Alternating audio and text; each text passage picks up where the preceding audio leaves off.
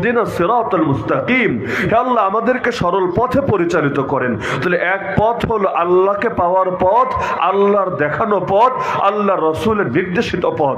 আর ব্যতিক্রম আরেকটা পথ আছে, যেই পথের নাম হলো জাহান্নামের পথ, তাগুতের পথ, বাতিলের পথ, জাহেলিয়াতের পথ। যা কিছু ইসলাম বিরোধী সবই জাহেলিয়াত। জাহেলিয়াতের পথ আলাদা, ইসলামের পথ আলাদা। কোরআন মাজিদ 30 নম্বর পারায় সূরা বালাদে আল্লাহ বলেন, ওয়াহাদাইনাহুন নাজদাইন, আমি বান্দাকে দুটো পথে দেখিয়েছি, পথ দুইটাই, 3 নম্বর কিছু নাই। এই দুটো পথে আমি বান্দাকে দেখিয়েছি। এরপর বান্দা কোনটায় চলবে না চলবে ওই ইচ্ছা শক্তির স্বাধীনতা তাকে দিয়েছি। লাহা মা কাসাবাত ওয়া আলাইহা মাকতাসাবাত, সে যা অর্জন করবে সেটাই তার পক্ষে যাবে, সে যা অর্জন করবে সেটাই তার বিপক্ষে যাবে।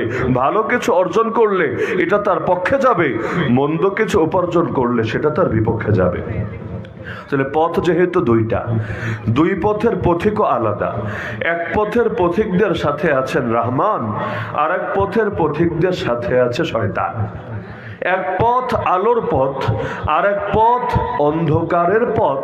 তো আলো আর অন্ধকারের মধ্যে যেমন সাংঘর্ষিকতা আছে, বৈপরীত্য আছে, একইভাবে আল্লাহর দিন তথা ইসলাম এবং জাহেলিয়াত, সেই জাহেলিয়াত অন্য ধর্মের নামে হোক, মতবাদের নামে হোক, শিরিকের নামে হোক, বেদাতের নামে হোক, নাস্তিকতার নামে হোক, আর কোনো নাম ছাড়াই হোক, এই দুইটার মধ্যেও সংঘর্ষ চিরকাল ধরে বিদ্যমান। একদিকে ইবলিস আর একদিকে আদম আলাইহিস সালাম, একদিকে নমরুদ আর একদিকে ইব্রাহিম আলাইহিস সালাম, একদিকে ফিরাউন হামান কারুন আর একদিকে মুসা আলা নবীনা আলাইহিস সালাম, একদিকে জাদুঘরেরা আর একদিকে ঈসা আলাইহিস সালাম, একদিকে আবু জাহাল, আবু লাহাব, উতবা, শাইবা, এই গংরা, আর একদিকে মুহাম্মদুর রাসূলুল্লাহ সাল্লাল্লাহু আলাইহি ওয়াসাল্লাম। হর জামানায় সিস্টেমটা এভাবেই চলে আসছে। একদিকে হক এবং হক্কানীরা, আর একদিকে বাতিল আর বাতিলের ধ্বজাধারীরা। কেউ অপরকে সহ্য করতে পারে না, পারার কথাও না। আলো যেমন অন্ধকারকে দূর করে, অন্ধকারও চেষ্টা করবে নিজের অস্তিত্বের খাতিরে আলোকে নিভিয়ে দিতে।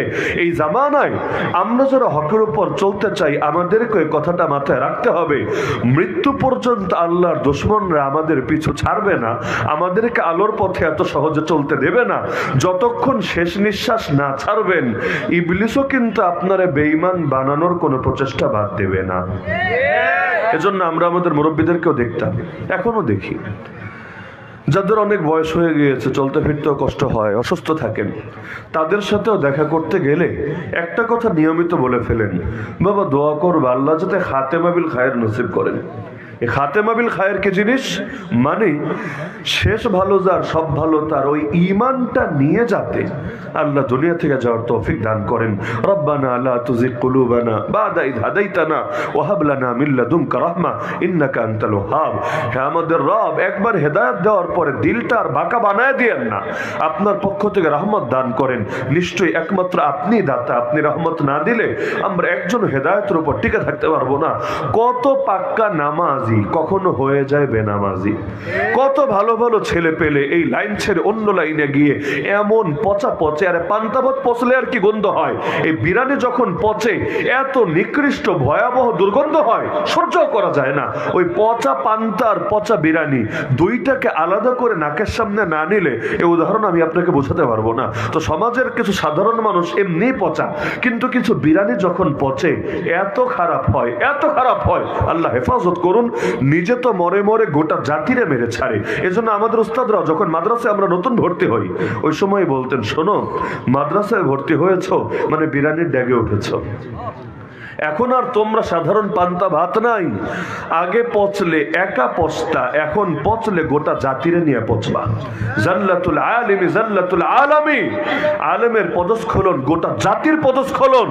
সুতরাং খেয়াল রেখো, এখন যাতে আর না পচো, বরঞ্চ তোমরা এমন উত্তম কিছুতে পরিণত হতে পারো যারা গোটা জাতি এবং সমাজকে পরিবর্তন করে দেবে।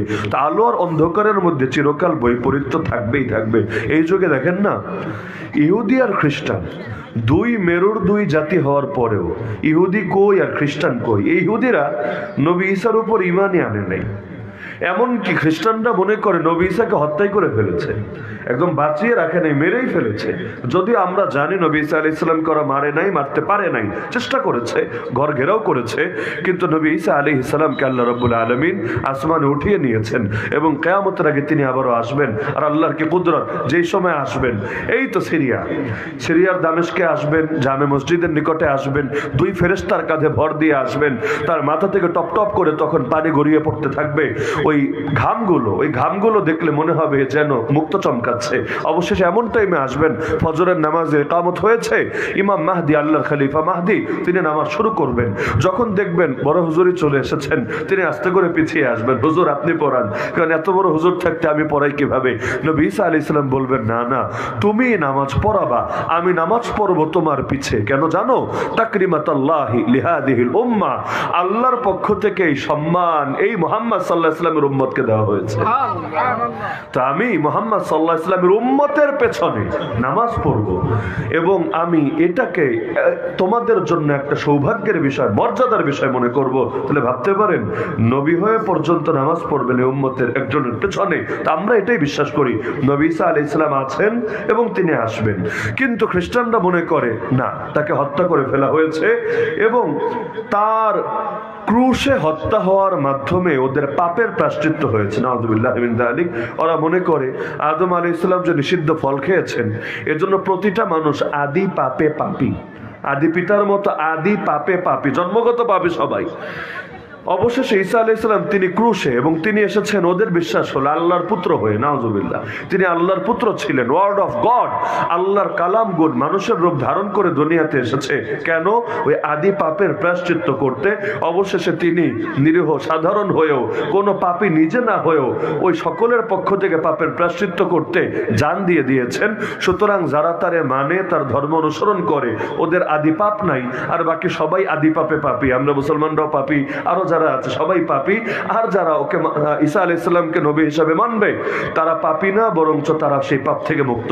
এজন্য অন্য কোনো ধর্মের লোক খ্রিস্টান হতে চাইলে ওরা ব্যাপটাইজ করায়, পানির ভেতরে নামায় নির্দিষ্ট তরিকায় একটা কাজ করায়, এবং তারা এই যে উরু আছে, রান আছে, রানের মধ্যে একটা শুল এঁকে দেয়। কেন?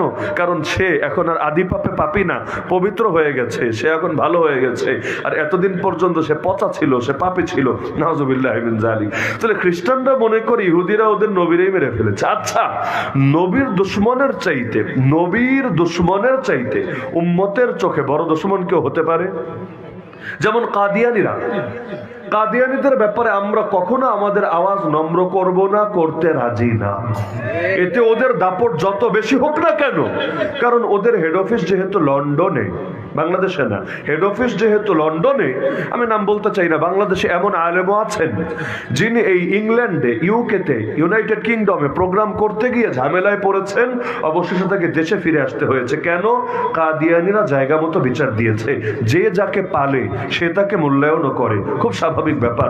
বাংলাদেশে যেমন বিভিন্ন সময় একদল এসে নাস্তিক পালে, সেকুলার পালে, বামরাম পালে, ওরা ওদের কথাই শোনে, হুজুরদের কথা শোনে না। ওদের কথা শোনে, হুজুরদের নিয়ে প্রয়োজনে জেলে ভরে। ওদের কথা শুনে হুজুরদের সাথে যা তা ব্যবহার করে, যেই রকম ব্যবহার জাহেলি যুগে করা হতো, ব্রিটিশ আমলে করা হতো, এর চাইতেও নিকৃষ্ট ব্যবহার করার চেষ্টা করে। তো এখন কাদিয়ানীরা যেহেতু ওদেরকে পালেই, ওরা ব্রিটিশরাই তৈরি করেছে, এবং এখনো পর্যন্ত ব্রিটিশরা হেড অফিসও নিজেদের দেশে রেখেছে, তো যখন গিয়ে তার বিরুদ্ধে বলেছে, অভিযোগ দিয়েছে, আস্তে করে প্রোগ্রাম তো করতে আর দেয়ই নাই, বাংলাদেশেও চলে আসতে বাধ্য করেছে। এমনকি দলের তো অভাব নেই, এখন তো দাওয়াত তাবলীগ নিয়েও তো দলাদলি চলছে না। এটা নিয়ে বয়ান দেওয়ার কারণে আল্লামা অলিপুরি, নাম তো শোনেন নাই জীবনে নাকি? মুনাজির আজম আল্লামা নুরুল ইসলাম অলিপুরি হাফিজাহুল্লাহ এবছর ইংল্যান্ডের সফর ছিল, যেতে পারেন নাই। কেন?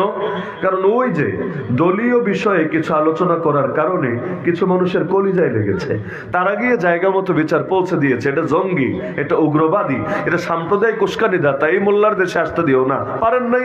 হ্যাঁ, আমেরিকায় গিয়ে প্রোগ্রাম করতে পেরেছেন, ইংল্যান্ডে পারেন নাই। তো এই ইংল্যান্ডকে আমেরিকার চাইতে বড় কিছু হয়ে গেল যে আমেরিকায় যেতে পারবেন, ইংল্যান্ডে পারবেন না। কিন্তু ওই যে দলীয় স্বার্থে আঘাত, এটা স্বাভাবিক।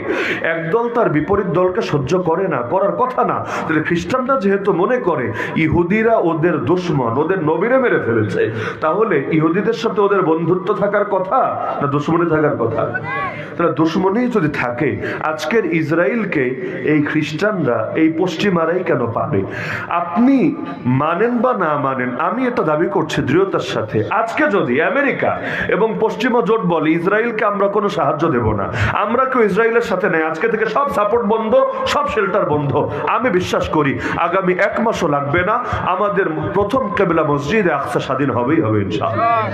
ওই ইসরায়েলের ইহুদিরাই গুটি কয়েক ইহুদি মিলে, আর সারা দুনিয়া লাগবে না, ওই হামাসের মর্দে মুজাহিদের সাথে কোলে উঠতে পারবে না। কিন্তু এই পশ্চিমাদের সাপোর্টের কারণে, ওদের শেল্টারের কারণে এই ইস্যুটা সমাধান হচ্ছে না। না হলে এটা ভাববেন না যে কেউ গিয়ে ফিলিস্তিনের জিহাদে শরীক হওয়ার আগ্রহ রাখে না, কেউ এখানে নিজেকে জড়াতে চায় না, কিন্তু ঝামেলা হলো লড়াইটা দেখতে মনে হচ্ছে খালি ইসরায়েলের সাথে, আসলে শুধু ইসরায়েলের সাথে না, বরং ওর পেছনে আসল লোকেরা রয়েছে। ও সামনে শুধু একটা মুখ, পেছনে আরো বহু মুখ রয়েছে। তো এই যে ইহুদি আর খ্রিস্টান মিলেমিশে একাকার হলো, কিভাবে হলো? আল্লাহ রাসূল আর 1500 বছর আগে বলেছেন, তোমাদেরকে মারার জন্য এভাবেই দুনিয়ার সব জাতিগোষ্ঠী একদল আরেক দলকে ডেকে ডেকে এক হয়ে যাবে, তবুও যে কোনো মূল্যে তোমাদের অস্তিত্ব নির্মূল করতে চাইবে। ইউশিকুল উমামু আন তাদা আলাইকুম কামা তাদা আল আকালাতু ইলা কাসআতিহা, নবীজি জানিয়েছেন ওদের মধ্যে যত দলাদলি থাকুক না কেন, আল কুফরু মিল্লাতুন ওয়াহিদা, ইসলামের বিপক্ষে ওরা এক দল, এক জাতি, এক আদর্শ হয়ে থাকবে। আমরা তো আজও পারি না জায়গা মতো এক হতে, আজও পারি না। এই যে বাংলাদেশে হুজুর মানুষেরা, ইসলামপন্থীরা নির্বাচন করে, সাধারণ লোকের কাছে যখন ভোটের কথা বলে, সাধারণ মানুষ কি কি যে মন্তব্য করে, এগুলো শুনলে অনেকে কচু গাছের সঙ্গে দড়ি দেওয়ার অবস্থা হতো। কেন? কমন মন্তব্য হইল, এই হুজুরদেরই যে কয়টা দল তাই তো মাথায় ধরে না। এক এলাকায় দেখা যাবে এ বলবে এই মার্কায়, এ বলবে ওই মার্কায়, এ বলবে ওই মার্কায়, বলবে সবই তো হুজুর। তাহলে সবই যদি মার্কা আলাদা হয়, তাহলে কোনোটাই দিয়ে কাজ হবে না, পুরাই বেকার যাবে। আমার ভোটটা বেকার, আমার পরিবারের ভোটটা বেকার, 100 জনেরটা বেকার, 1000 জনেরটা বেকার। হুজুরের জামানতি তো থাকবে না। আস্থা কিন্তু কঠিন জিনিস। আস্থা থাকলে মানুষ রাজপথে নেমে আসতেও দ্বিধা করে না, আর আস্থা না থাকলে ওই সাধারণ নিরীহ প্রোগ্রামেও মানুষ যেতে চায় না, এটাই স্বাভাবিক ব্যাপার। আস্থা বড় একটা ব্যাপার। এই জাতি এখনো আমাদের উপর আস্থা পায় না। কেন পায় না? কারণ তারা চিন্তা করে তাহসাবুহুম জামিআন ওয়া কুলুবুহুম শাত্তা, আরে এদের যে কত দল, কত ধারা, এরাই তো এক না, এরাই তো মেলে না, তাহলে এদেরকে দিয়ে কিছু হবে না। অথচ এখনো পর্যন্ত আমি এই দেশের মানুষকে যতটা চিনি, সারা দেশ যেহেতু ঘুরি, যতটা চিনি, তাদের সামনের দুই অপশন দেওয়া হয়, দুইটা, যে একদিকে আছে স্পষ্ট ইসলাম, আর আরেকদিকে আছে সেকুলারিজম, নিরপেক্ষতা, ধর্মনিরপেক্ষতা, ধর্মহীনতা, আরো যা কিছু আছে। অপশন সির্ফ দুইটা। ইসলামের পক্ষে যারা সবাই এক, ইসলামের বিপক্ষে যারা ওরা এক। তুমি এখন কার পক্ষে থাকতে চাও স্পষ্ট বলো। এভাবে আপনি অপশন দিয়ে দেখেন না, এই দেশের শহরের কিছু মাথা মোটা ওরা গিয়ে ওগুলোর পক্ষে যেতে পারে, বাকি পুরো বাংলাদেশের অধিকাংশ মানুষ বলবে জান গেল ইসলামের সাথে আছে ইনশাআল্লাহ। এখনো পর্যন্ত মানুষের মেন্টালিটিটা এরকম, কিন্তু এখন আস্থাটা পাচ্ছে না। তারা আস্থা না পাওয়ার কারণে ওই হিসাব নিকাশ সব এক হচ্ছে না, যার কারণে দেখা যায় সারা বছর হুজুর হুজুর হুজুর, কিন্তু টাইম মতো হুজুরের নামও আর সহ্য হয় না। কেন? কারণ এমন কিছু মৌলিক ঝামেলা আছে, যে ঝামেলাগুলো আমাদের ভেতর থেকে দূর হয় না। আল্লাহ হেফাজত করুন। তাহলে কাফের মুশরিক এক হয়ে গেল, ইহুদি খ্রিস্টান পর্যন্ত এক হয়ে গেল মুসলমানকে দমানোর জন্য। তার মানে ওই যা আগে বলেছি, পথই হলো দুইটা, এক হল অন্ধকারের পথ, এক হল আলোর পথ। এই দুই পথ কোশ্চিনকালও এক হবে না। আপনি চিন্তা করেন, কিছু লোক দুনিয়াতে নারী অধিকারের কথা বলে না, এমনকি গ্রামে গঞ্জে গিয়ে পর্যন্ত মা বোনদের মাথা খারাপ করার চেষ্টা করে না। এখন তো ফেতনা এত ব্যাপক হওয়া হয়েছে, কিন্তু শহর বলে কথা না, এই গ্রামে গঞ্জে পর্যন্ত এই ফেতনাগুলো ঢুকাই দেওয়া হচ্ছে। বিশেষ করে এই আধুনিক শিক্ষা ব্যবস্থা, এই সেকুলার শিক্ষা ব্যবস্থা এমন এমন মানুষ তৈরি করছে যারা দেখতে শুনতে বাংলাদেশী, কিন্তু আদর্শে, দৃষ্টিভঙ্গিতে তারা একটাও বাংলাদেশী না। তারা সবাই মার্কিনী, না হলে ব্রিটিশ, না হলে পশ্চিমাদের দালাল। এখন আর দেশ দখল করার জন্য নিজেদের বাহিনী পাঠাতে হয় না। এই ব্রিটিশরা 190 বছর ওদের লোক দিয়ে দেশ শাসন করেছে, কিন্তু আজও পর্যন্ত ব্রিটিশ আইন, ব্রিটিশের আদর্শ বাংলাদেশ থেকে দূর হয় নাই। কেন? এখন আর বাহিনী লাগে না।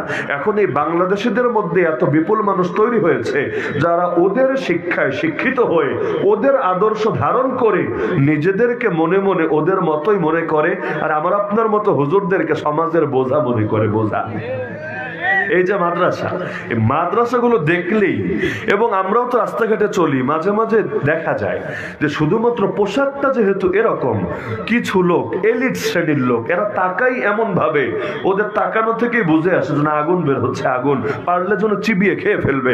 এমনকি আমার মতো মাদ্রাসায় পড়ুয়া হুজুর হওয়া লাগবে না, আপনারা যে সাধারণ মানুষ আছেন, দাড়ি রাখেন, মাথায় টুপি পরেন, সুন্নতি জামা গায়ে দেন, এরপর ওদের সামনে যান, ওদের কোনো প্রোগ্রামে যান, অনুষ্ঠানে যান, বা এয়ারপোর্টে চলতে ফিরতে যেগুলোতে কমন দেখা হয় এগুলোতেই যান, দেখবেন এমন ভাবে তাকিয়েছে যেন আপনি এই পোশাক পরিধান করেই রাজাকার হয়ে গেছেন, জঙ্গি হয়ে গেছেন, এই হয়ে গেছেন, সেই হয়ে গেছেন।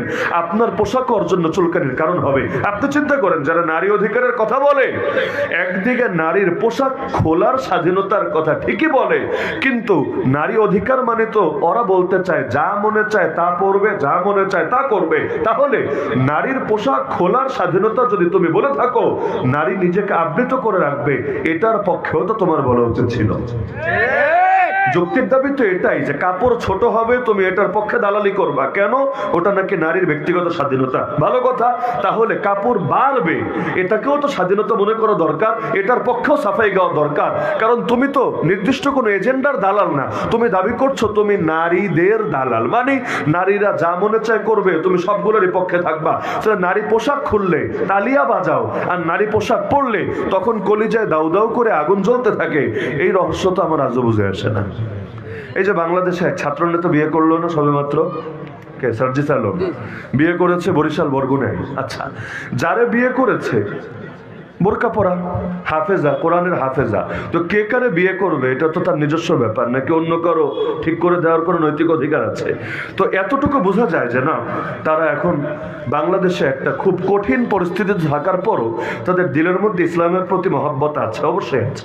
না হলে কত মানুষ কত সার্কেল নিয়ে ওঠা বসা করে, এবং এলিট শ্রেণীর মানুষদের সাথে ওঠা বসা, এরপরও হাফেজ কোরআনকে বিয়ে করেছে এবং তার বউরে প্রদর্শন করে বেড়ায় নেই। এখন তো বাসর করার আগেই বউ সবাই দেখে ফেলায়, এবং ওই কমিউনিটি সেন্টারে আলাদা একটা সোফাই থাকে, এখানে মহিলারা গিয়ে বসবে, পাত্রীরা বসবে, আর বরের বন্ধু বান্ধব আরো যারা আছে সবাই এসে ছবি তুলবে, ভিডিও করবে, আড্ডা দিবে, মন্তব্য করবে কেমন মানিয়েছে, কতটুকু মানানো উচিত ছিল, কতটুকু মানিয়েছে, ইত্যাদি ইত্যাদি ইত্যাদি। তো এখন দেখা গেল বোরকা পরা নারী বিয়ে করেছে, তো এটা নিয়ে খুশি হওয়াই তো দরকার ছিল, খুশি না হলো বেজার হওয়ার তো কোনো কারণ ছিল না। কিন্তু বিয়ে হলো বাংলাদেশে, কলিজা জ্বলতে শুরু করলো ময়মনসিংহের কন্যা তসলিমা নাসরিনের ইন্ডিয়ায় বসে, মানে দেশের ওপারে। এই বেটির কলিজা জ্বলা কি আছে? একটা মহিলা যদি সে সাধারণ পোশাক পরতো তাহলে কিন্তু ঠিকই বাহবা দিত, বলতো দেখ দেখ নারী তার স্বাধীনতা ভোগ করছে। এখন বোরকা পরেছে, হিজাব পরেছে, তাহলে এটার পক্ষেও তার বলা উচিত ছিল না? মানে যুক্তির দাবি তো এটাই বলে, তাই না? কিন্তু এটার পক্ষে না বলে বিপক্ষে বলছে যে এই যে এক জঙ্গি আর এক জঙ্গিরে বিয়ে করছে, এক অন্ধ ধর্মান্ধ আরেক ধর্মান্ধরে বিয়ে করছে, এখান থেকে বুঝে আসছে এগুলো জঙ্গি। বাংলাদেশ এখন মৌলবাদী রাষ্ট্র হয়ে যাচ্ছে, জঙ্গিবাদী রাষ্ট্র হয়ে যাচ্ছে। তাহলে এখান থেকে কি বুঝে আসে না আসলে ওরা না নারীদের কল্যাণ চায়, না সমাজের কল্যাণ চায়, না জাতির কল্যাণ চায়, না সমাজে আলো আনতে চায়? বাস্তবে ওরা কাফের মুশরিকদের এক একটা এজেন্ডা বাস্তবায়ন করতে চায়। তো মূল বিষয় এটা, হার জামানার চিত্র এটা। ইসলামে যখন পর্দার বিধান নাজিল হলো, সবচাইতে বেশি কষ্ট পেয়েছিল ইহুদিরা, সবচাইতে বেশি। আল্লাহ রাসূল সাল্লাল্লাহু আলাইহি ওয়াসাল্লামের এক নারী সাহাবী ইহুদিদের বাজারে গেলেন, স্বর্ণের দোকানে গেলেন জরুরতে। তিনি যখন কেনাকাটার জন্য গেলেন, স্বর্ণের দোকানদার তাকে প্রস্তাব দিল তার চেহারাটা দেখাতে, বিশাল ছাড় দিবে। চেহারা দেখানোর সঙ্গে ছাড়ের সম্পর্ক, আজিব ব্যবসা, চামড়া ব্যবসা। তো এখন তাকে প্রস্তাব দিচ্ছে যে না, তুমি তোমার চেহারা দেখাও, এই দেওয়া হবে, সেই দেওয়া হবে, এই সুবিধা সেই সুবিধা। এতদিন পর্যন্ত তো দেখতো, যেহেতু পর্দার বিধান নাজিল হয়নি, হঠাৎ করে দিলে বড় জ্বালা, এখন তো আর দেখতে পারবে না। এই কষ্ট কই রাখবে, এই কষ্ট কিভাবে ভেতরে চেপে রাখবে? এখন সে ডাইরেক্ট অফার দিয়ে বসলো যে তুমি নিজের পর্দাকে উন্মোচিত করো। সেই নারী বলল প্রশ্নই আসে না। এবার ইহুদির মাথায় কুটবুদ্ধি আসলো, সে তার এক বন্ধুকে ইশারা দিল পেছন থেকে, সে এসে ওই নারীর কাপড়ের নিচের অংশ আর মাথা বাঁধা ছিল যেটা দিয়ে, ওটাকে নিচেরটার উপরেরটার সাথে গিট্টু দিয়ে বেঁধে দিল। তাহলে কি হবে? যখন উঠে দাঁড়াবে স্বাভাবিক উপর থেকে টান লাগবে, নিচ থেকে কাপড়টা উঠে আসবে। তো নারী তো বসা, তিনি তো খেয়াল করতে পারেন না যে পেছনে কি হচ্ছে, যেহেতু ঢিলে ঢালা পোশাক। যখন কথাবার্তা শেষ করে তিনি উঠে দাঁড়িয়েছেন, সঙ্গে সঙ্গে পেছন থেকে টান পড়েছে এবং তার কাপড়টা উঠতে উঠতে তার নিচ দিক থেকে লজ্জাস্থান প্রকাশিত হয়ে গেছে। সেই নারী আল্লাহ রসুলের সাহাবী চিৎকার করে উঠলেন। সঙ্গে সঙ্গে এক তরুণ মুসলমান সাহাবী ছিল সেই বাজারে উপস্থিত। যখন শুনলেন একজন মুসলিম নারীকে লাঞ্ছিত করা হচ্ছে, তার সম্ভ্রমহানি করা হচ্ছে এবং সে এটার জন্য চিৎকার করতে শুরু করেছে, সঙ্গে সঙ্গে সেই সাহাবী এসে তরবারিটা কোষ মুক্ত করে আর কোনো দিকে না তাকিয়ে এক কোপ মেরে ওই ইহুদি দোকানদারের মাথায় দিলেন দেহ থেকে আলাদা করে। এই সমাজ হলে কি করতো? সবাই মিলে সাহাবীর বিচার চাইতো। এই বাংলাদেশ হলে এটাই করতো, এই সাহাবীর বিচার চাইতো। আইন কেন নিজের হাতে তুলে নিল, এটাই কিন্তু বলতো। আইন কেন নিজের হাতে তুলে নিল? নারীর ইজ্জত যাবে এটা নিয়ে ওদের গরজ না, কিন্তু আইন কেন নিজের হাতে তুলে নিল এটা নিয়ে গরজ। এই বাংলাদেশে এখন যেমন পাবলিকে বিচার করে দিচ্ছে, জনতার মব শুরু হয়েছে। মব মানে কি? মানুষ যখন দেখে যে মামলা দিয়েও কাজ হয় না, আন্দোলন করেও কাজ হয় না, ওখানে গিয়ে মামা বাড়ির আবদারগুলো পূরণ হয়, খুব আরামেই থাকে, দুদিন পর আবার জামিনে বেরো হয়ে আসে, আবার অনেকে নিরাপত্তায় থেকে এরপর কেমনে কেমনে জানি ইন্ডিয়া চলে যায়, বিদেশ চলে যায়। এই 6 মাস ধরে দেখতে দেখতে দেখতে আস্থা নষ্ট হয়ে গেছে। কারণ আস্থা তো নষ্ট হবেই, মানুষের যদি চুন খেয়ে জিব্বা পরে পরে দই দেখলেও ভয় ভয় লাগে, স্বাভাবিক ব্যাপার। তো মানুষ কয়বার ধোকা হবে, কয়বার ধোকা খাবে? অবশেষে এখন দেখেন বাংলাদেশে কি শুরু হয়েছে।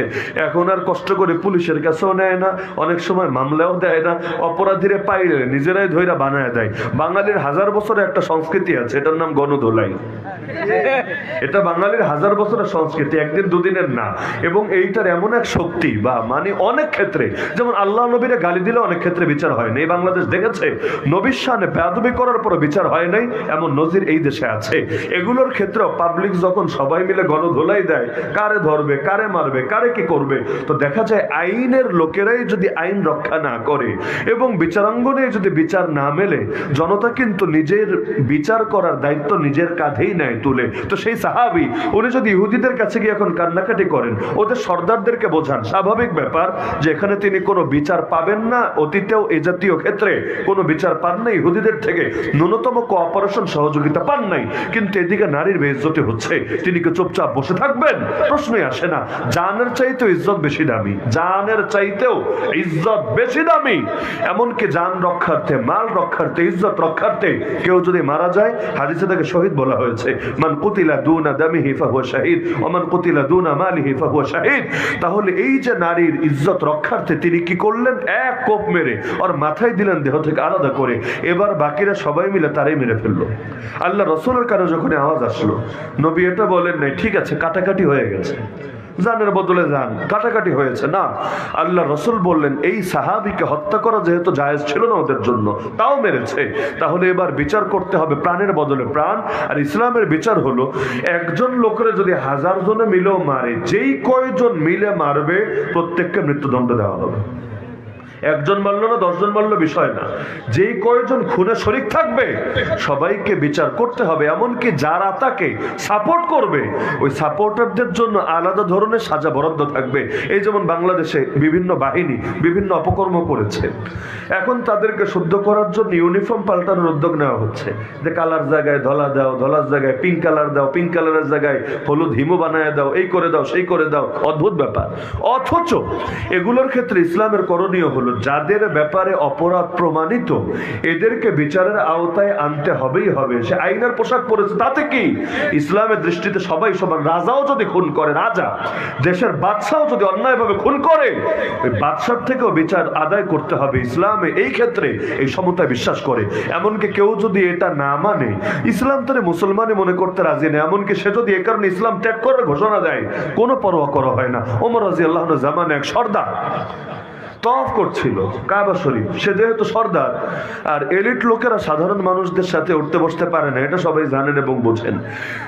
সে যখন তওয়াফ করছিল আর এক গরিব সাহাবীও তওয়াফ করছিল, হঠাৎ করে সেই গরিব সাহাবীর পা পড়ে গেল তার চাদরের উপরে, কারণ তওয়াফ করে ঢিলা ঢালা পোশাক পরে, সেলাইহীন কাপড় পরে, যখন পা পড়ে গেল তখন টান লেগে জামা কিছুটা খুলে আসলো। এতে সে উত্তেজিত হয়ে এক চর মেরে দিল, খুব জোরে এক চর মারলো, এমন জোরে চর মারলো বেচারা দাঁতই শেষ।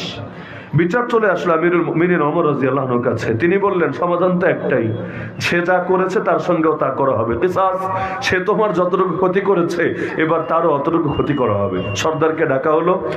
সর্দার বললে, এই এক 2 পয়সার ফকিন্নির পুতের জন্য আমার গায়ে হাত তোলা হবে, আমাকে চড় মারা হবে, আঘাত করা হবে, এটা আবার কেমন দিন, কেমন ইসলাম? ওমর রাদিয়াল্লাহু আনহু বলেন, হ্যাঁ এটাই সাম্যের ধর্ম, এটাই ইসলাম, এটাই সমতার কথা। সুতরাং তুমি সর্দার হয়েছে আর সে গরিব হয়েছে, তাতে কি? গরিব ধনীর ভেদাভেদ নাই, বরং এক্ষেত্রে সমতাই করতে হবে। নবীজি বলেন নাই, মুহাম্মাদের কন্যা ফাতেমা যদি চুরি করে কোনো ছাড়াছাড়ি নাই, আমি নিজে তার হাত কেটে দেব।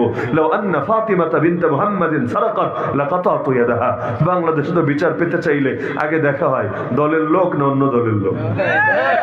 দলের লোক হলে 7 খুনও মাফ, আর অন্য দলের লোক হলে কোনো অপরাধ না করলেও এমন কিছু করবে বেচারা জিন্দেগি পুরো বরবাদ করে ছাড়বে। তো এই যে তারতম্যগুলো করা হয়, তো ওমর রাদিয়াল্লাহু আনহু যখন তাকে বললেন না সমতাই এক্ষেত্রে প্রযোজ্য হবে, সেই লোক এতটা চিন্তিত হয়ে পড়লো, সে বলল, আচ্ছা আমাকে একটু সময় দেন, কিছুক্ষণ সময় দেন, আমি বিষয়টা নিয়ে একটু ভাবি। এই কথা বলে সুযোগ ওমর রাদিয়াল্লাহু আনহু থেকে সরলো, এক ফাঁকে পালিয়ে তার দেশে চলে গেল, চিঠি লিখে পাঠালো, আমি আর তোমার ধর্মই মানি না, যেই ধর্ম সর্দারকে এবং বিশেষ ব্যক্তিকে সম্মান দিতে জানে না, ওই ধর্ম আমার লাগবে না। ওমর রাদিয়াল্লাহু আনহু এতে মোটেও কষ্ট পেলেন না। কেন? যে ও ধর্ম ত্যাগ করেছে, তাতে কি? এই রকম মুনাফিকগুলো বের হয় দরকার, কারণ এগুলো ইসলামের নাম ব্যবহার করে নিজেদের ধান্দা পূরণ করবে। কারণ ইসলাম মানেই তো আত্মসমর্পণ করা, যে আল্লাহর সামনে নিজেকে সঁপতে পারে না, নিজেরা মুসলমান কিভাবে দাবি করে। এই বাংলাদেশে কত সেকুলারও নিজেরা মুসলমান বলে, অথচ সে আল্লাহর একত্বেই বিশ্বাস করতে পারে না। সে মানে মসজিদের রব একজন, কোর্টের রব আরেকজন, মাদ্রাসার রব একজন, পার্লামেন্টের রব আরেকজন, ইবাদত বন্দেগীর রব একজন, কিন্তু তার বিচার আচার, তার সংবিধানের রব আরেকজন। একদিকে মুখে বলে লা ইলাহা ইল্লাল্লাহ, কিন্তু আরেকদিকে যদি তাকে বলা হয় যেহেতু মেনেই নিয়েছে আল্লাহ একমাত্র খোদা, একমাত্র মাহবুদ, একমাত্র রব, সুতরাং নামাজে যেমন আল্লাহর বিধান মানো, রোজায় যেমন আল্লাহর বিধান মানো, রাষ্ট্র পরিচালনায়, অর্থনীতি পরিচালনায়, প্রতিটা সেক্টরেও একইভাবে আল্লাহর বিধান মানো। কারণ তুমি তো আল্লাহকে রব মেনেছো, এমন না একাধিক জনকে রব মেনেছো। কিন্তু এখানে আসলে দেখবেন ওদের রব হয়ে যায় আলাদা। ব্যক্তিগত আমলের রব একজন, কিন্তু রাজনীতির রব আরেকজন। আল্লাহ হেফাজত করুন। এই 2 নৌকায় পা দেওয়া লোকেরাও নিজেদেরকে মুসলমান বলে, অথচ এই মাঝামাঝি তবকার লোকেরা কাফেরদের চাইতে অনেক সময় যায় নিকৃষ্ট হয়ে। কেন? কাফের তো কাফের, কিন্তু এরা তো ভেতরে কুফরি কিন্তু বাইরে ইসলামের ব্যানার, ভেতরে কুফরি বাইরে ইসলামের ব্যানার, যেটাকে সহজ ভাষায় মুনাফিক বলে। আর মুনাফিকের সাজা কাফেরের সাজা এক না, কারণ কাফেরের পাপ একটা, সে কুফরি করেছে, মুনাফিকের পাপ 2টা, একদিকে কুফরি করেছে আর একদিকে এর উপর ইসলামের লেভেল লাগিয়েছে। এজন্য দ্বিগুণ সাজা তার, ধোঁকাবাজির সাজা প্লাস কুফরির সাজা। এজন্য আল্লাহ বলেন জাহান্নামে সবচাইতে নিচু স্তরে যাবে মুনাফিকরা, ইন্নাল মুনাফিকিনা ফি দারকিল আসফালি মিনান নার। তাহলে ইসলাম সমতা শিক্ষা দেয়। আল্লাহ রাসূল তিনি এখন বিচার করতে যাচ্ছেন, সবগুলোরে তিনি সাইজ করবেন, সবগুলারে, যেই কয়েকজন হত্যাকাণ্ডে শরীক ছিল এবং তাদেরকে সমর্থন দিয়েছে, সাপোর্ট করেছে। মুনাফিক সর্দার আব্দুল্লাহ বিন উবাই ইবনে সালুল নবীকে বাধা দিল, খবরদার আপনাকে যেতে দেব না। এদিকে নারীর বেইজ্জতি হয়েছে, এতে তার কষ্ট না, সাহাবীকে শহীদ করা হয়েছে, এতেও তার দুঃখ না, তো নবী কেন বিচার করতে যাচ্ছেন? এজন্য তার দিলের জ্বালা নেভে না। এই বাংলাদেশে এমন পাবলিক আছে, আমাদেরকে বছরের পর বছর জেল খাটিয়েছে, এতে তাদের কষ্ট না। নবীরে গালিগালাজ করা হয়েছে, এতে তাদের দুঃখ না। বিগত দিনে কোন আকামটা হয় নাই, এগুলো নিয়ে তাদের মনো জ্বালা না। এখন কেন লোকে তাদের বিচারের কথা বলে? এজন্য দিলের আগুন আর নেভে না। আবার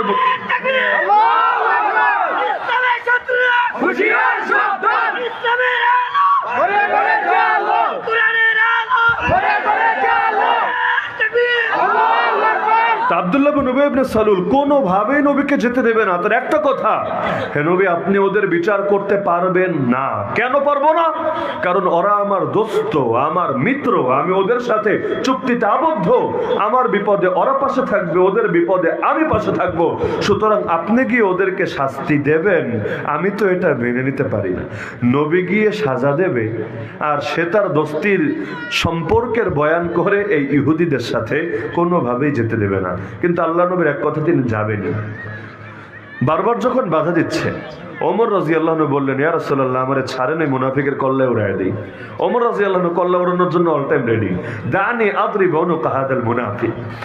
ওমর রাদিয়াল্লাহু আনহু রাগী মানুষ ছিলেন, ইসলাম গ্রহণের আগেও রাগী, ইসলাম গ্রহণের পরেও রাগী। আসাদুহুম ফি আমরিল্লাহি ওমর। অভ্যাস পরিবর্তন হয় না। তুমি যদি শোনো পাহাড় সরে গেছে সেটা বিশ্বাস করো, যদি শোনো অভ্যাস পরিবর্তন হয়ে গেছে এটা বিশ্বাস করো না। তবে অভ্যাসের দিক চেঞ্জ হয়, দিক চেঞ্জ হয়। বাতাসের যেমন দিক চেঞ্জ হয়, কখনো এদিকে কখনো ওদিকে, অভ্যাসের দিক চেঞ্জ হয়। মানে কি, ওমর আগেও রাগী পরেও রাগী। আগে বের হয়েছিল নবীর কল্লা কাটতে, আবু জাহেলদেরকে বলে এসেছিল, একটু তোমরা সামান্য সময় অপেক্ষা করো, আমি কল্লা নিয়ে আসছি। এই সাহস কিন্তু আবু জাহেলও করে নাই, কিন্তু সে বের হয়ে গেছে রাসূলের কল্লা কাটবে বলে। যেই মাত্র কালেমা পড়েছে, এবারও কল্লা কাটার আগ্রহ ঠিকই আছে, মোরটা খালি ঘুরে গেছে। প্রথম যেদিন কালেমা পড়েছেন, যেদিন, ঘটনা তো সবাই জানেন কিভাবে কালেমা পড়েছেন, যেদিন পড়লেন ওদিনই ওমর চিন্তা করলেন কিছু একটা করতে হবে। আর লুকিয়ে লুকিয়ে ইবাদত আর কত? নামাজ কি পাপ নাকি? ইবাদত বন্দেগী কোনো পাপ নাকি? এগুলো লুকিয়ে লুকিয়ে কেন হবে? ওমর রাদিয়াল্লাহু আনহু যেদিন থেকে হক গ্রহণ করেছেন সেদিন থেকে ইসলাম বিজয়ী হতে শুরু করেছে। এজন্য তাকে ফারুক বলা হয়। ফারুক এটা তার নাম না, এটা তার গুণ, তার উপাধি, তার বিশেষণ। ফারুক মানে পার্থক্যকারী। সাহাবীরা বলেন, ওমর যেদিন থেকে মুসলমান হয়েছেন সেদিন থেকেই মাজিল না আইজ, আমরা সেদিন থেকেই ইজ্জত প্রাপ্ত, বিজয়ী, সম্মানী হতে শুরু করেছি। প্রথম দিন কালেমা পড়েই খুঁজে বের করেছেন একটা বাচাল রে। কিছু বাচাল লোক থাকে না, খালি কথা বলে, খালি কথা বলে। এবং এলাকার মধ্যে কোনো খবর ছড়াতে চাইলে ওদের কানে দিয়ে দিলেই হয়, ওরা একদম এলাকা গরম করে ছাড়ে। আর যদি আরো বেশি তাড়াতাড়ি ভাইরাল করতে চান একদম 5G স্পিডে, তাহলে নিয়ম হলো বলার পরে খালি বলে দিবেন, এই কাউরে বলিস না। যেইটাই ব্যাপারে বলবেন কাউরে বলিস না, ওইটা আরো আগে বলবে এবং ওইটা আরো তাড়াতাড়ি এলাকার মধ্যে ভাইরাল হবে। ওমর রাদিয়াল্লাহু আনহু একটারে গিয়ে বললেন, ওই রকম বাচাল টাইপের, কথা বেশি বলে, মুখ পাতলা, গিয়ে বললেন, এই শোন, আমি মুসলমান হয়েছি, যা এই খবর ওদেরকে বইলা দে। একদম উস্কাইয়া দিলেন, নিজে মুসলমান হয়েছে জানিয়ে দিলেন। এখন ওমর রাদিয়াল্লাহু আনহু আবার পেছন থেকে ফলো করছেন, যে বললাম তো দেখি ও কি করে। এখন তিনি পেছন থেকে দেখছেন, হ্যাঁ আসলেই কথা কাজে দিয়েছে, জায়গা মতো গিয়ে বলতে শুরু করেছে। কিন্তু বলতে গিয়ে একটু মিস্টেক হয়ে গেছে, কারণ দুই এক মুখ চেঞ্জ হলে ওই বাক্যই যায় অটোমেটিক চেঞ্জ হয়ে, এটা স্বাভাবিক ব্যাপার। ওই সামান্য জিনিসটা অসামান্য বানায় ফেলে। বাদশার কালো ছেলে হয়েছে, ঘটনা জানেন হয়তো অনেকে, ওইটাই মারা গিয়েছে, আল্লাহ ইমানের সাথে মৌত হলে মাফ করে দিও, সব বলা টলা শেষ। কয়দিন পর নেটটা চালু হওয়ার পর দেখলাম না, মরে নেই, এখনো বেঁচে আছে। বাংলাদেশে এক জিন্দা মানুষের কয়বার যে মারে, বুড়া বুড়া মানুষ লাইভে আসা লাগে। সবা মানে সাবেই হয়ে যাওয়া, সাবেই মানে নক্ষত্র পূজারী হওয়া, নাউজুবিল্লাহ, নক্ষত্র পূজারী হওয়া। তো ওমর বলে দিয়েছিলেন, তুই মানুষকে বল যে ওমর মুসলমান হয়েছে। সে গিয়ে বলে, ওমর নক্ষত্র পূজারী হয়েছে, ওমর বেদিন হয়েছে, ধর্মত্যাগী হয়েছে, পুরো জিনিসই চেঞ্জ করে দিয়েছে। এখন তো ওমর পেছন থেকে ফলো করতে করতে যখন দেখলো যে ও গিয়ে এই খবরটা মসজিদে হারামের ভেতরে যারা আছে ওই মুশরিকদেরকেও বলেছে, কিন্তু শব্দ উল্টায় বলে দিচ্ছে। আসলামার জায়গায় সবা, মুসলমান হওয়ার জায়গায় বেদিন হওয়া, ধর্মত্যাগী হওয়া, এই শব্দ বলছে। ওমর পেছন থেকে চিৎকার বেড়ে বলল, ওই সঠিক শব্দ বল, আসলামা ওমর বল, ওমর মুসলমান হয়েছে। এটা শুনে কাফেররা এমন খেপা খেপলো, কি তুই মুসলমান হয়েছিস? ওমর বলল, হ্যাঁ হয়েছি। বের করেছে এবার তরবারি, এই তরবারি নিয়ে কিন্তু গিয়েছিল নবীরে মারতে, কয়েক ঘন্টা ব্যবধান, তরবারি বের করেছে, হ্যাঁ মুসলমান হয়েছি। আরে কেউ যদি নিজের স্ত্রীকে বিধবা বানাতে চাস, চলে আয় সামনে। নিজের সন্তানকে এতিম বানাতে চাস, চলে আয় সামনে। নিজের মায়ের কোল খালি করতে চাস, চলে আয় সামনে। ওমরের তরবারি তোর সাথে বোঝাপড়া করবে।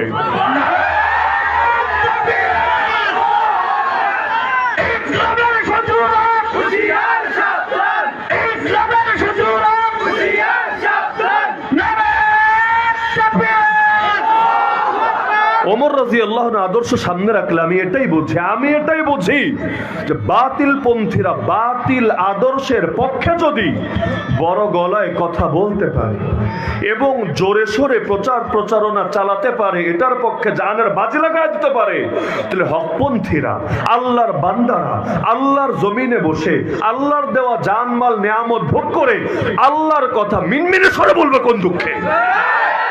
বাতিল পন্থীরা বাতিল কথা বলবে যে আওয়াজে হকপন্থীদের হকের কথা বলতে হবে, তার চাইতে 10 গুণ বড় আওয়াজে। এই বাংলাদেশে নাস্তিক তার নাস্তিকতার কথা বলবে, কাদিয়ানি তার কাদিয়ানিয়াতের কথা বলবে, সেকুলার তার সেকুলারিজমের কথা বলবে, সব ভণ্ডের দল ওদের ভণ্ডামির কথা বলবে। আর আমরা কিছু বলতে গেলেই হেকমত হেকমত হেকমতের নাম দিয়ে মুখ বন্ধ করানোর চেষ্টা করা হবে। এটা কোশ্চেনকালে আমি সমর্থন করতে পারি না। কতজনে কতভাবে যে আমার মতো মানুষকেই বুঝিয়েছিল, আরে বয়স কম, জীবনটা পুরো পড়ে আছে, বাচ্চা কাচ্চা ছোট, এগুলো বড় হওয়া লাগবে। এখনই যদি এভাবে কথা বলতে থাকেন, গুম হলে, আয়না ঘরে গেলে, ক্রস ফায়ারে দিলে, ওপারে নিয়ে গেলে, অথবা বাকি জীবন জেলে ফেলে রাখলে, তাহলে কি হবে? তাহলে সবই তো শেষ, আমও যাবে, সালাও যাবে। এই টাইপের কতজন যে কতভাবে বোঝানোর চেষ্টা করেছে। আলহামদুলিল্লাহ সুম্মা আলহামদুলিল্লাহ, যারা আগে বুঝিয়েছে এখন আর তারা বুঝাতে আসে না, কারণ দেশ পরিবর্তন হয়েছে।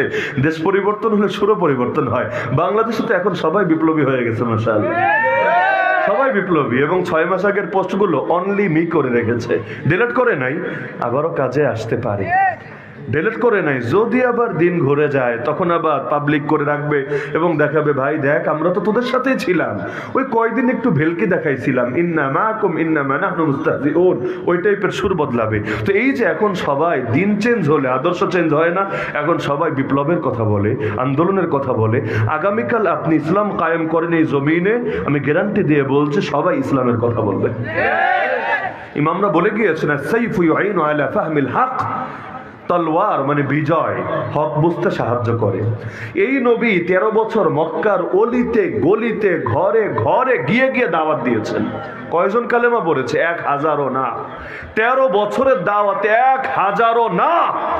কিন্তু এই নবী যখন বিজয়ী হয়ে মক্কায় প্রবেশ করেছেন, এবার দাওয়াতও লাগছে না, সবাই সামনে এসে বসেছে কাবার সামনে। আল্লাহ নবী বলেন, আচ্ছা তোমরা আমার থেকে কেমন আচরণ আশা করো বলো দেখি। পাম মারতে শুরু করলো, আখুন কারীম ওয়াবনু আখিন কারীম, কত ভালো একটা সম্মানিত মহানুভব ভাই তুমি, তোমার বাপ জানো কত ভালো ছিল, কত ভালো মানুষের বেটা তুমি, বা এখন ভালো হয়ে গেছে, এতকাল ভালো মনে পড়ে নাই, এখন মধু ঝরে পড়ছে, কত ভালো, এবং তোমার বাপ জানো কত ভালো, বাকিটা আর বলে না, মানে আমরা তো ভালোই আশা করি তোমার থেকে। আল্লাহ রাসূল বলেন, ঠিক আছে যাও। নবী ইউসুফ তার ভাইদেরকে যা বলেছিল আমিও তোমাদেরকে তাই বলে দিলাম, লা তাসরিবা আলাইকুমুল ইয়াউম আনতুমুত তুলাকা, তোমাদের কারো উপর আমার কোনো অভিযোগ নাই, সবাই তোমরা মুক্ত, সবাই স্বাধীন। তবে এই ঘটনা শুনে আবার লাফায়েন না, হুজুর তাহলে আমাদেরও ক্ষমা করার সময় চলে এসেছে। কি যে এক ঝামেলা, এক কথা বললে পাবলিক অর্থ আরেকটা বের করে। কেন? আল্লাহ রাসূল ক্ষমাটা কিন্তু আর 8 বছর আগেও করতে পারতেন না। ক্ষমা এতদিন জমা রাখার কি দরকার ছিল? মক্কা ছেড়ে যখন যাচ্ছিলেন ওই সময় তো ক্ষমার ঘোষণা দিয়ে যেতে পারতেন, নাকি পারতেন না? অথবা ওই সময় টাইম না পেলেও মদিনায় গিয়ে একটা প্রেস ব্রিফিং, ওই যুগে তো আর প্রেস ট্রেস নাই, আমি বোঝার স্বার্থে বলছি, একটা প্রেস রিলিজ করে দিলেই তো হতো, একটা ঘোষণা দিয়ে দিলেই তো হতো, যা তোরা মনে কষ্ট রাখিস না, আমিও কষ্ট রাখলাম না, যা হয়েছে হয়েছে, বাকি আমাদের সুসম্পর্ক চলবে। প্রতিবেশী কি আর পাল্টানো যায়? প্রতিবেশী যেহেতু তোরাই থাকবে, সুতরাং থাক না, সুসম্পর্ক থাক, আমরা সবাই মিলে একটা সুন্দর আলোকিত নতুন মদিনা গড়ে তুলি। এই টাইপের একটা কথা বলতে পারতেন নাকি পারতেন না? বলেন নাই। এই 8 বছর পরে সে ক্ষমার ঘোষণা কেন দিলেন? মাথায় রাখবেন, বিজয়ী ব্যক্তির ক্ষমা ঘোষণা আর পরাজিত ব্যক্তির ক্ষমা ঘোষণায় আসমান জমিন পার্থক্য আছে। পরাজিত ব্যক্তি ক্ষমার ঘোষণা দিলে এটার দ্বারা দাওয়াতি ফায়দা হয় না, এটাকে লোকে দুর্বলতা হিসাবে বোঝে। আর বিজয়ী ব্যক্তি যে চাইলে মুহূর্তে কল্লা ফালায় দিতে পারে, ওই রকম লোক যখন ওই রকম হালতে, সিচুয়েশনটাকে দেখেন, নবীর সামনে হাঁটু গেড়ে বসে আছে, সবাই অপরাধী, কারণ জানে ওরা কি আকাম কুকাম করেছে, জানে। এবং এই নবীকেও যুদ্ধ করেই তো জয় করতে হয়েছে, যদিও ময়দানে লড়াইটা লাগে নাই, আগেই ভয় পেয়ে সারেন্ডার করেছে, তো যুদ্ধের পরিস্থিতি তৈরি করেছে। আল্লাহ নবী বিশাল বাহিনী নিয়ে তো মক্কায় আসতে হয়েছে। এমনকি আল্লাহ তাআলা সাধারণভাবে তো হারাম শরীফের এরিয়ার মধ্যে লড়াই করার অনুমতি নাই, আল্লাহ সাময়িক অনুমতিও দিয়ে দিয়েছে। এত কিছুর পর যেহেতু তারা সারেন্ডার করেছে, যুদ্ধের পর যুদ্ধ করে যদি কোনো দেশ আপনি জয় করেন এবং তারা সারেন্ডারও করে, তাহলে তারা কিন্তু আপনার ইচ্ছাধীন। আপনি চাইলে জেলেও দিতে পারেন, চাইলে আপনি খালাসও দিতে পারেন, চাইলে কিছু টাকা পয়সা নিয়েও বন্দি বিনিময় বহু কিছুই করা যেতে পারে। অপরাধী মোড়ের সামনে বসে আছে।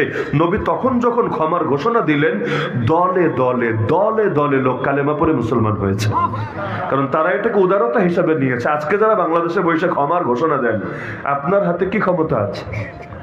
আপনার নিজেরই তো পায়ের তলায় মাটি নাই, আপনি আরেকজনকে ক্ষমা করেন কিভাবে? মানে আপনি এটাকে নবীর আদর্শের সাথে মিলাচ্ছেন কিভাবে? কোথায় আব্বাস আর কোথায় গাব গাছ? মানে কোনো কিছুর সাথে কোনো কিছু তুলনা দিলে এটা তো মিল থাকতে হবে। কিয়াস করতে চাইলে দুইটার মধ্যে মিল থাকা লাগে, যদি মিল না থাকে কিয়াস হয় কিভাবে? আল্লাহ নবী বিজয়ী হওয়ার পর পুরো বাংলাদেশে আপনি ইসলাম কায়েম করে ফেলেন এবং আপনি বাংলাদেশের আমিরুল মুমিনিন হয়ে যান, এরপর আপনি ক্ষমার ঘোষণা দেন, ইনশাআল্লাহ দেখবেন ওই সেকুলাররাও দলে দলে দলে দলে দিনের সৈনিকে পরিণত হতে শুরু করেছে। কিন্তু আগেই সব কইরা রাখবেন, এটাকে উদারতা হিসাবে ওরা দেখবে না, ওরা দুর্বলতা হিসাবে, তেল মালিশ হিসাবে দেখবে এবং দিন শেষে আপনার পক্ষে সাফাই গাইবে না, আপনারে ডুবানোর জন্য গোপন ষড়যন্ত্র শুরু করবে। কাফেরদেরকে যারা বন্ধু ভাবে আর এজেন্সির ফাঁদে যারা পড়ে, আর যাই হোক না হোক, আল্লাহ নবী যেভাবে বরকত পেয়েছেন ওই বরকত জিন্দগিতেও পায় না। কারণ বরকতের সম্পর্ক নবীওয়ালা তরিকার সাথে নবীর আদর্শ বিরোধী তরিকার কখনোই বরকত পাওয়া যায় না। তো আল্লাহ রাসূল সাল্লাল্লাহু আলাইহি সাল্লাম তিনি যাবেন, কিন্তু মুনাফিক সর্দার যেতে দেবে না। ওদিকে সাহাবী মরল, কষ্ট নাই, নারীর ইজ্জত গেল, কষ্ট নাই, কিন্তু এদিকে নবী ইহুদি বিরোধী অ্যাকশনে কেন যাবেন? বড় কষ্ট। মুসলমান মরে, কষ্ট নাই, আমরা জেলে যাই, কষ্ট নাই, আর ওদের গায়ে একটা টোকা লাগলো, হায় রে কি কষ্ট, ওদেরকে লোকে একটা গালি দিলেও কত কষ্ট। এক ফেসবুকে কমেন্টের কারণেও 7 বছর জেল খেটেছে এমন নজির বাংলাদেশে আছে। খালি এক লোকের নিয়ে একটা মন্তব্য করেছে আর বাস বছরের পর বছর। আর আমাদেরকে এই ফাজিল কিছু পুলিশ ধইরা নিয়ে যে জঙ্গি বইলা চালায় দিছে। আমরা জঙ্গি নাকি জঙ্গি না এটা নির্ধারণ করার দায়িত্ব পুলিশ বা সাংবাদিকের কোন বাপের বেটায় দিয়েছে। যদি অপরাধী নির্ধারণ পুলিশই করতে পারে, সাংবাদিকই করতে পারে, কোর্টের দরকার কি? আমারে বলেন, বাংলাদেশে কে অপরাধী আর কে অপরাধী না এটা নির্ধারণ করবে আদালত, পুলিশও না এবং কোন সাংবাদিকও না। পুলিশের দায়িত্ব হলো কাউকে ধরে নিয়ে গেল 24 ঘন্টার মধ্যে ম্যাজিস্ট্রেটের সামনে আনতে হবে, নাহলে এটা গুম, না হলে এটা অপরাধ এবং এমন অপরাধ মানবতা বিরোধী অপরাধ। তো নিয়ম হলো 24 ঘন্টার মধ্যে ম্যাজিস্ট্রেটের সামনে নিয়ে হাজির করবে। ম্যাজিস্ট্রেট যদি বলে ছেড়ে দাও, ছেড়ে দিবে, যদি রিমান্ড দেয় রিমান্ডে নেবে, যদি জেল দেয় জেলে পাঠাবে, এটাই নিয়ম। পুলিশ বলার কে জঙ্গি আর কে জঙ্গি না। আচ্ছা, এই যে পুলিশ জঙ্গি বইলা চালায় দিল, আর কিছু সাংবাদিক এখনো তো ডিলিট করে নাই, সময় টিভি এখনো ডিলিট করে নাই, নামই বলে ফেললাম, আরো যারা আমাদেরকে নিয়ে নিউজ করেছে এখনো ডিলিট করে নাই, সেগুলো বিদ্যমান আছে। এই যে জঙ্গি বলে চালিয়ে দিল, অবশেষে আদালত থেকে আমাদেরকে মামলা থেকে অব্যাহতি দেওয়া হলো, তাহলে এখন ওদের বিরুদ্ধে মামলা হওয়া দরকার না? ওরা যে আমাদের ইজ্জত নষ্ট করলো, ইজ্জতের দাম তো জানের চাইতেও বেশি, ওরা যে আমাদের ইজ্জত নষ্ট করলো, এটার জন্য কি হবে? আমাদের জীবনের একটা বছর নয়তো ফিরিয়ে দিতে পারবে না, ভালো কথা, কিন্তু সরকারকে জুলুম করার রাস্তা যে খুলে দিয়েছে এই সংবাদ কর্মীরা, এই তথ্য সন্ত্রাস যে করেছে, এর কি হবে? এই কারণে মুনাফিকের একটা আলামত মাথায় গেঁথে রাখবেন।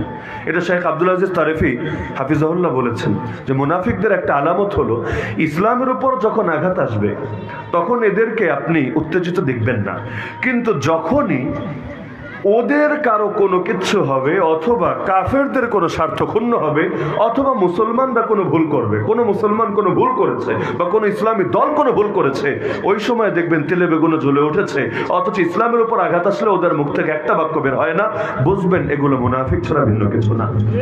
আব্দুল্লাহ বিন উবাই ইবনে সালুল কোনোভাবেই যেতে দেবে না। অবশেষে সিদ্ধান্ত হলো এভাবে, নবী বলেন ঠিক আছে, এখন যেহেতু ঝামেলা অন্যদিকে গড়াচ্ছে তাহলে থাক, আব্দুল্লাহ ইবনে উবাইরও মারার দরকার নেই, ওমর তুমি ঠান্ডা হও, আর ওদেরকেও আমি, ইহুদিদেরকেও আমি মৃত্যুদণ্ড দিচ্ছি না, ওদেরকে মদিনার বাইরে নির্বাসনে পাঠিয়ে দিচ্ছি, ওরা একটাও মদিনায় থাকতে পারবে না, এই রাষ্ট্রে থাকার ওরা মোটেও উপযুক্ত না। তাহলে বলছিলাম পথ কয়টা? দুইটা, একটা আলোর পথ, একটা অন্ধকারের পথ। আলোর পথে যারা থাকবে এরা অন্ধের পথের পথিক, যারা যতই বুঝান ওরা কশ্চিন কালেও আলোকে সহ্য করে নেবে না। এজন্য দেখবেন অমুসলিমরাও দাওয়াত দিলে যে বোঝে না আর কি, ওরে দাওয়াত দিলে বুঝে একসময় মুসলমানও হয়ে যায়, কিন্তু যেগুলো ঘাড়তেরা বেদাতি টাইপের লোক, বুঝাতে বুঝাতে বুঝাতে মাথার ঘাম পায়ে ফেলে এমনকি নিজের জীবনের বড় অংশ শেষ করে সব শেষ করবেন, তারপর আপনারা বলবে বিচার যাই করেন তাল গাছ কিন্তু আমার। এগুলো হয় নাকি হয় না? এখন ধরেন মমতাজ বেগম যদি শিয়াশিত্তা পড়ে, এই দাবি করে সংসদে দাঁড়িয়ে শিয়াশিত্তা পড়েছে, শিয়াশিত্তা মানে কি? বুখারী, মুসলিম, আবু দাউদ, তিরমিজি, নাসাই, ইবনে মাজাহ, যদিও পাগলিটা মিশকাত শরীফের নামও বলে ফেলেছিল, মিশকাত না শিয়াশিত্তা। তো যাই হোক, এখন সে কি গানের মাসালা জানে না? পর্দার মাসালা জানে না, এগুলো কি তার অজানা? সবই তো জানা। এখন ওরে কি বুঝাবেন আপনি বলেন? মানে আপনি নতুন করে কি বুঝাবেন? যেটা বুঝাবেন এর চাইতে ভালো তার বোঝাচ্ছে, এটা নতুন করে কি বুঝাবেন? আপনি মুরগি চোরারা কি বুঝাবেন আমারে বলেন? এখন তো জেলে মনে হয়, বোঝানোর সুযোগই নাই। যে সময় বাইরে ছিল আর আপনি কি বুঝাবেন? ইসলাম নিয়ে আপনি কয়টা বই পড়েছেন? এর চাইতে বেশি ওর পড়া আছে। এই তসলিমা নাসরিন কি বুঝাবেন আপনি? মানে বুঝাবেনটা কি? আপনি যে অ্যাঙ্গেলে কথা বলবেন এগুলো ওদের জানা আছে। রিমান্ডে যে অফিসাররা আমাদের প্রশ্ন করতো, ওই আমরা জবাব শেষ করার আগেই দেখতাম অন্য কথায় চলে যাচ্ছে। মানে আমরা কি বলতে পারি এটা আর জানা আছে, জানা আছে। এত পরিমাণ ঘাটাঘাটি করে হুজুরদের নিয়ে, আর এত পরিমাণ লোকরে প্রশ্নোত্তর করেছে, অত ভাঙ্গা চুইরে বলা লাগে না। ক বললে কলিকাতা হার। তো যে বোঝে না তারে বোঝানো যায়, যে ঘুমিয়ে আছে তাকে জাগানো যায়, যে ঘুমের ভান ধরে পড়ে আছে তারে জাগানোর কি উপায়? এজন্য আলোর পথে চলতে হবে, আর অন্ধকারের ধ্বজাধারীদের বিরুদ্ধে জান দিয়ে, মাল দিয়ে, জবান দিয়ে, যার যা আছে তা দিয়ে রুখে দাঁড়াতে হবেই হবে। তবে ইনশাআল্লাহ এক সময় না এক সময় পরিবর্তন আসবে। এখনো পর্যন্ত বাংলার জমিনে যে পরিবর্তন, আলহামদুলিল্লাহ সুম্মা আলহামদুলিল্লাহ, এই ওলামায়ে কেরামের আপোষহীনতারই ফল। সেটা রাজনৈতিক লাইনে হোক, সাংস্কৃতিক লাইনে হোক, তারা এই অন্ধকারের সাথে আপোষ করেন নাই বলেই, এবং অন্ধকারের বিরুদ্ধে অন্তত কলম এগুলো ব্যবহারের কারণেই আজও পর্যন্ত আলহামদুলিল্লাহ আমরা হককে হক হিসেবে চিনতে পারছি এবং দ্বীনের উপর চলতে পারছি। এজন্য এই মাদ্রাসাগুলো, এই মসজিদগুলো, এই মার্কাজগুলো, এই খানকাগুলো